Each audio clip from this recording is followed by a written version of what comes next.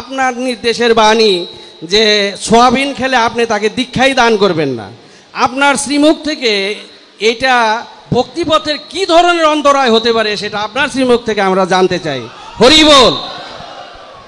ব্যাপারটা হচ্ছে এই যে সোয়াবিন জিনিসটা, বুঝতে পারছেন, এটা ব্যাপারটা কি একটা গাছের বীজ, বুঝতে পারছেন, সিমের মতন একটা দানা।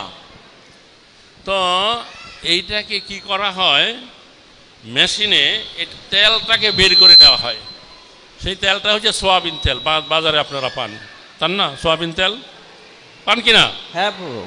তারপরে এই তেলটা বের করার পরে যেই বস্তুটা থাকে ওটা নানা প্রকার কেমিক্যাল করে এই সোয়াবিনের বড়িটা তৈরি করা হয়, বুঝতে পারছেন। এখন এইটাকে আমাদের সারা পশ্চিম বাংলার মানুষেরা এটাকে বলে নিরামিষ মাংস, বুঝতে পারছেন, নিরামিষ মাংস, মাংসের বিকল্প হিসাবে লোক এটা খায়। আর এইটা খেলে পরে যে কেউ মনে হবে যে আমি মাংস খাচ্ছি। তো যেই খাদ্য খেলে পরে আমাদের পূর্ব স্মৃতি জাগ্রত হবে, সেই খাদ্য আমরা কেন খাবো, বুঝতে পারছেন।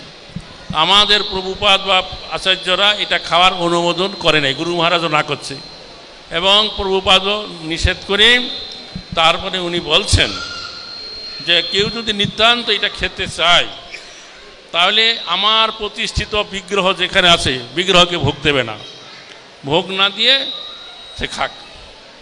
তার মানে এটা কী দাঁড়ালো, আমাদের তাহলে অপ্রসাদ খাওয়া হচ্ছে।